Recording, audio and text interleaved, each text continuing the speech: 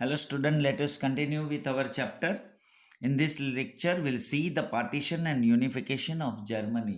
जैसे हमने last lecture में देखा कि विश्व का पहला विश्व युद्ध एंड दूसरा विश्व युद्ध, विश्व में दो ऐसे बड़े युद्ध हुए जिसमें जर्मनी बहुत ही बुरी तरह हार चुका था। अब वो जर्मनी का किस तरह से पार्टीशन हुआ और फिर से वापस यूनिफिकेशन हुआ, कैसे वापस।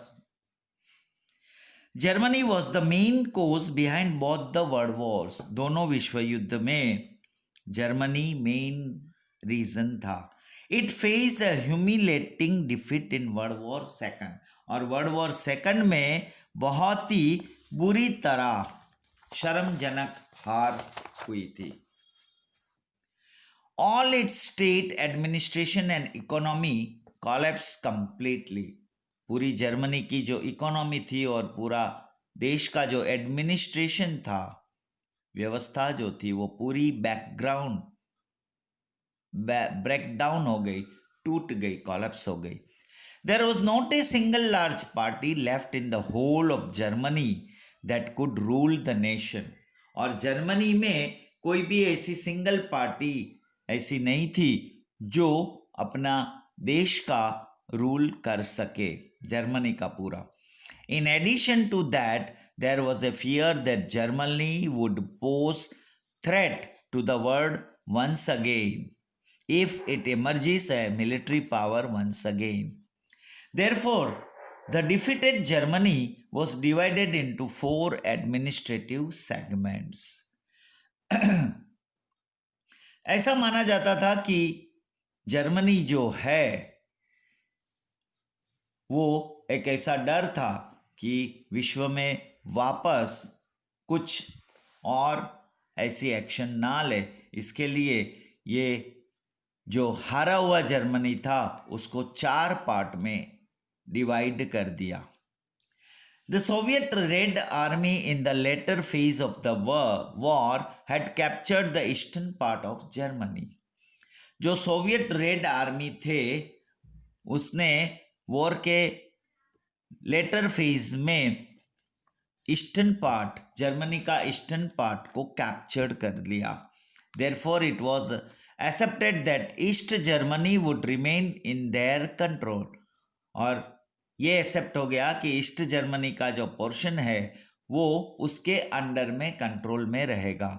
Whereas it was decided that America would control southwestern side of Germany.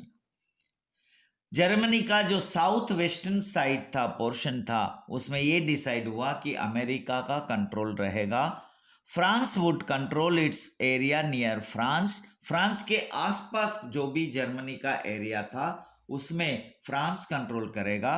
And while Britain would control areas of Germany bordering Belgium and Holland. Holland and Belgium का जो बॉर्डर है उसके आसपास वाला जो भी एरिया है जर्मनी का वो ब्रिटेन कंट्रोल करेगा।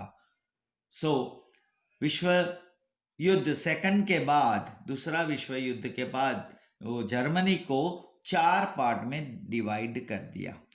America, France, Britain started thinking about certain alternative arrangements. अब सब ने, चारों ने मिलके अपना जर्मनी को पूरा कंट्रोल में ले लिया ताकि विश्व में वापस भय ना हो, डर ना हो कि जर्मनी वापस कुछ युद्ध करे। इसके लिए ये तीनों जो कंट्रीज थे, नेशंस थे, America, France and Britain, started thinking about certain alternative arrangement. उसका सर्टन ऑल्टरनेटिव क्या हो सकता है। Meanwhile an atmosphere of distrust and doubt had already started between 2 power blocks, और ये 2 पावर ब्लॉक्स के बीच में ये वापस अविश्वास और शंका, वहम, ऐसा एटमॉस्फेयर शुरू हो गया। America and other western European countries establish federal Republic of Germany. America और उसके वेस्टर्न यूरोपियन कंट्रीज जो थे उन्होंने एक फेडरल रिपब्लिक जर्मनी करके एस्टैब्लिश किया। This was administered jointly by America, Britain and France. ये तीनों कंट्री जो है, नेशन जो है, वो जॉइंटली एडमिनिस्टर्ड करेंगे जर्मनी को। जबकि दूसरी side, on the other side, the Soviet Union also declared East Germany as Democratic Republic of East Germany. और जो रशिया के पास जो था ईस्ट जर्मनी को, उसको democratic Republic of East Germany करके एस्टैब्लिश किया। Thus, after the war, two independent German states came into existence। और जर्मनी का ऐसा दो इंडिपेंडेंट जर्मन स्टेट अस्तित्व में आए, namely West Germany democratic and East Germany communist.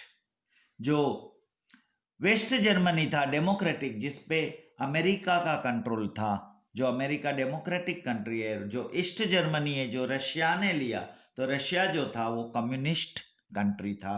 तो ईस्ट जर्मनी कम्युनिस्ट कंट्री में, तो दो जर्मनी जो चार भाग में डिवाइड हुआ था, बाद में दो पार्ट में एक नया जर्मनी का अस्तित्व आया, East Germany and West Germany, जिसपे दोनों सुपर पावर का कंट्रोल रहेगा, America and Russia. As Germany's three western segments were united, three administrative segments of Berlin also united। जैसे उसके जर्मनी के तीन जो वेस्टर्न सेगमेंट्स एक हो गए, तो उसके तीनों एडमिनिस्ट्रेटिव सेगमेंट्स भी जो थे बर्लिन, वो भी एक हो गए, यूनाइटेड हो गए। In a reaction to this, Soviet Union in April 1948 declared Berlin blockade. और रशिया ने 1948 अप्रैल में ऐसा बर्लिन ब्लॉकेड ऐसा डिक्लेयर किया। This resulted into tremendous tension between the Soviet Union and the western countries. Soviet Union और western countries के बीच में इसका परिणाम यह आया कि बहुत ही टेंशन आ गया, ट्रेमेंडियस टेंशन आ गया। Later on, a high and 42-kilometer long wall separating western and eastern Berlin was constructed। और इसके बाद ऐसी एक बड़ी वॉल जो है ईस्ट एंड वेस्टर्न के बीच में बनाई गई, कंस्ट्रक्ट किया गया। The communist government tried to prevent thousands of East German citizens from jumping and entering into the free atmosphere of western Germany. जो वेस्ट जर्मनी था, वेस्टर्न जर्मनी था, वहां ईस्ट जर्मनी से जो सिटीजन्स थे, वो थाउजेंड्स लोग ये दीवार कूद के उधर आने लगे। Many people lost their lives in doing so. बहुत लोगों ने अपनी जान गंवाई ऐसे वॉल कूद के ईस्ट से वेस्ट जर्मनी में आने के लिए, क्योंकि वहां जो एटमॉस्फेयर था वो फ्रीडम था, डेमोक्रेटिक था, लोकशाही देश था। आफ्टर अबाउट 4 to 4.5 decades, 45 साल के बाद, western Germany made an astonishing development. और वेस्टर्न जर्मनी जो था उसका डेवलपमेंट बहुत ही एक्सट्रीमली डेवलपमेंट हो गया। Expert considered this as a German miracle. जो लोग एक्सपर्ट थे उसको जर्मन मिरेकल के नाम से कंसिडर करते थे।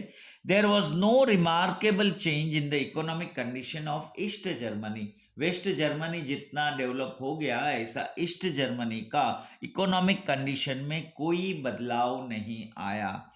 The East German communist government crushed all hopes of its people for political freedom and rapid economic development। और ईस्ट जर्मन के जो कम्युनिस्ट गवर्नमेंट थे, उन्होंने सारी आशाएं छोड़ दी कि अपना उस ईस्ट जर्मनी का इकोनॉमिक डेवलपमेंट बड़े फास्ट पैमाने पे हो और उसकी पॉलिटिकल फ्रीडम भी हो। Till 1990, many important and far-fetching changes took place in international politics। International politics में बहुत ही ऐसे 1990 तक ऐसे बहुत चेंजेस हुए। Owing to many reasons, the Cold War among super powers also ended. दोनों पावर के बीच में जो कोल्ड वॉर हो रहा था उसका एंड हो गया. These years witness cracks in otherwise impregnable Soviet Union. Ultimately, Soviet union was disintegrated. और इसके दौरान जो सोवियत यूनियन था, रशिया जो था, वो जो स्ट्रॉन्ग था, सुपर पावर था, वो डाउन हो गया. As a consequences of it, इसके परिणाम स्वरूप October 3rd, 1990, both the Germany united. People broke down the German wall. जो ईस्ट एंड वेस्ट जर्मनी की जो वॉल बनाई थी, कंस्ट्रक्ट किया था, पीपल ने, लोगों ने तोड़ दिया और दोनों जर्मनी एक हो गए. Which was a symbol of German division. People considered demolition of the Berlin Wall as the end of the Cold War era and celebrated the occasion wholeheartedly. Today, unified Germany has turned out to be the strongest economic power in Europe. और आज Europe में Germany जो है वो जो एक हो गए बाद में ईस्ट एंड वेस्ट जर्मनी, उनकी इकोनॉमिक पावर बहुत ही स्ट्रॉन्ग हो गई. After 1990 they have made a tremendous efforts to be the strongest economic nation in the last decade. Today it has become one of the most important and leading nations in the European Union. और आज Germany जो है वो एक European nation में बहुत ही most important and leading nation माना जाता है. So here we stop our today's lecture. Next lecture we'll see the disintegration of Soviet Union. Soviet union जो था, रशिया जो था, उसका पावर किस तरह से डाउन हुआ या उसकी जो ताकत थी वो कैसे कमजोर हुई. Thank you.